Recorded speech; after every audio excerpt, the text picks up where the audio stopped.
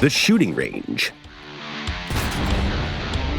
In this episode, pages of history, reference anti-air gun, Squadmates, American desert, and metal beasts, a pirate with precision weapons.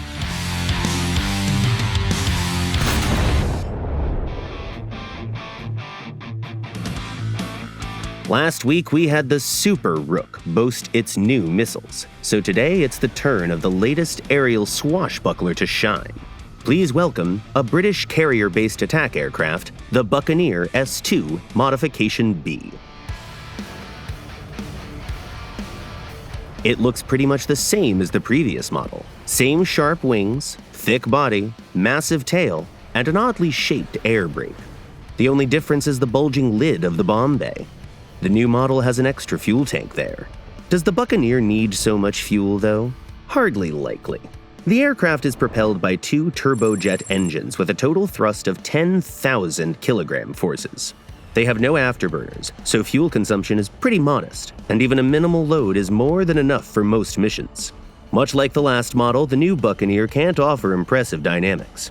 It takes a while to reach its maximum speed even with no bomb load, and no supersonic aircraft would be surprised by the effort. The main thing this aircraft brings into air battles is two all-aspect AIM-9L missiles. The Buccaneer can encounter enemies with no flares, and that's the main kind of prey for the aircraft. Once the missiles are all spent, all it can do is go back for a reload. There are no cannons installed. Oh, and there's another improvement over the last model. Countermeasure pods don't occupy the valuable hardpoints anymore.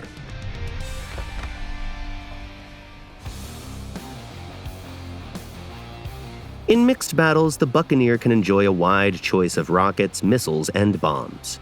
In conventional bombs, we recommend you pick the 1,000-pound bombs. There's no sense in going smaller when your max load is that high.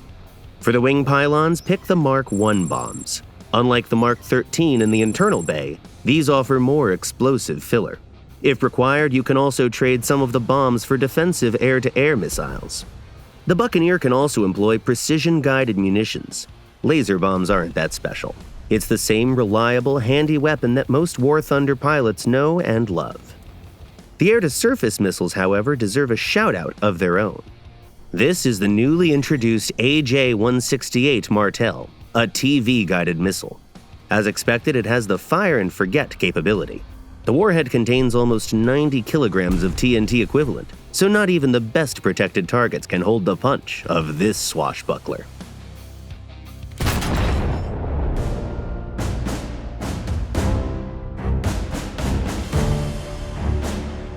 Sweden has been avoiding wars for a long time now. Despite that, its military industry has always been prominent in Europe. So prominent that some of the weapons made by Swedish engineers served as reference models for many years. That's exactly what happened to the Bofors L-60 cannon, although the manufacturer didn't even want to make it at first. To protect their ships from aircraft, the Swedes purchased the Vickers guns from Great Britain, the ones known as pom-poms for their unique firing sound. And despite an amazing performance shown during World War I, the military soon found them disappointing due to their low range and high cost of maintenance. The pom-poms needed a replacement. The mission was assigned to Bofors, an arms and steel manufacturer. Victor Hamar and his team envisioned a perfect solution. They took a British 20mm cannon, added the breech block of a 19th century 57mm gun, designed it to use 40mm rounds, and added a new automatic loading mechanism. The loading mechanism was a big pain to design, by the way, and took several years to perfect. After numerous experiments, the engineers settled on a cam-operated, recoil-powered autoloader. Tens of thousands of hours spent on the blueprints, high-quality steel, and first-rate Swedish powder resulted in a true masterpiece. Bofors experts achieved amazing ballistics, and their new creation's rate of fire was 3 times that of the Vickers even before the final adjustments were made. The production variant also received modern reflector sights, while the batch ordered by the Netherlands even got stabilizers. By the way, the Dutch were the first buyers for the 40mm L-60 gun, not Sweden itself. The army appreciated the new acquisition. The new gun was arguably the most convenient, rapid-firing, powerful, and reliable anti-aircraft gun of the era. Bofors management saw the huge potential of their new gun. The company offered it to Greece, Argentina, Egypt, and many other nations. In Belgium, the L-60 showed such a great anti-air performance during trials that Bofors was soon showered with orders from all over the world. Even the British and the French chipped in, despite having robust industries of their own. The war proved all the buyers right. Thanks to a great combination of traits, the Bofors L-60 was decidedly one of the best for many years to come.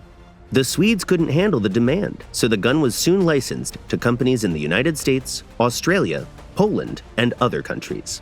The only thing that could stop the gun from conquering the market was the speeds achieved by new jets, but Bofors took the initiative and modified the L-60, giving it an improved rate of fire and accuracy, as well as an extended barrel and an enhanced autoloader mechanism.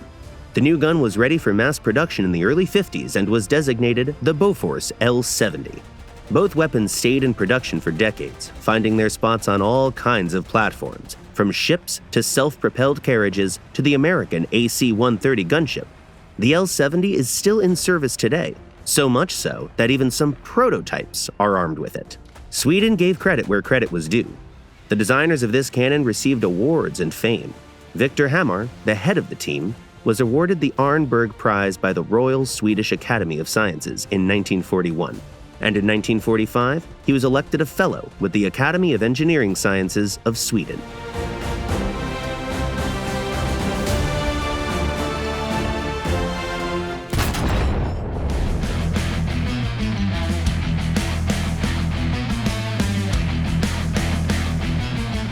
Our squad mates continue their travels, and this time they found themselves in the endless American desert. This map is far from symmetrical, so we'll give you some tips for both sides. Let's start with the northern team. Spawn together in the south and head towards the town. Your priority here is to assume control over the center. One of the tanks should enter the urban area via the block in square D3, and while the other one should follow the main road in square D4. Now, point B is under crossfire. While the enemy is distracted by one of the tanks, the other one can drive out of cover and land a confident hit. With numerous shelters in the capture area, you can even fight against superior forces. Once the center's clear, take the point and split up to drive in parallel towards point C. If you keep some distance between you, you can control a larger area and reduce the chances of two players getting ambushed at the same time. Don't stay too far apart though, since you'll want to be able to help each other quickly. Once you're close to the point, plan your route in such a way that you can attack the point from the enemy side and catch the defenders unawares. Once the second point is yours, all that's left is to find a good defensive position in the town. If you spawn on the other side, you should also pick the southern spawn base, but your main priority would be point A. One of you should head to the town, in a nice firing line found in square E4. This place allows you to block off the main approach to the western capture area. The only remaining safe path would be along the depression area beyond the railroad. This should win the other player enough time to enter the capture area unchecked and paint point A with allied colors. Then you can fire a few shots at the opponents with no extra risk, just to split their attention. The next mission is to advance this success to the center of the map. Use the parallel movement maneuver again. One follows the main road, the other one drives along narrow streets on the enemy side. This way, one of you can attack point B head-on while the other one flanks it. Coordinate your actions to safely dispose of the enemy by attacking from two sides. Once the second point is yours, you can find a good defensive position. There are some nice spots in squares D3 and D4, for instance.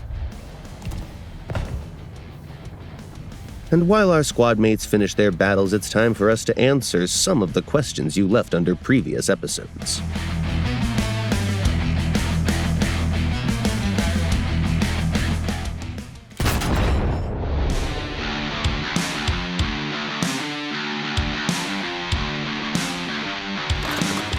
The first question was sent by a player called Just a Gamer. What are the differences between the M109A1 and the M109G? Hi there. The main difference is barrel length and, consequently, muzzle velocity. Chan Labrador asks, Will the MH-60L DAP ever get its forward-facing machine guns and cannons? Hey, Chan, the American Black Hawk could use some cannons, you're right. That's why we've recently given it an option to carry 2 extra miniguns. Another question comes from Conquer. What are the diagonal bars on the sides of the battleships?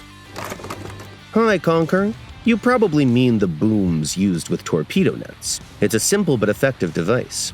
Incoming torpedoes hit the mesh far enough from the ship to do no damage to it.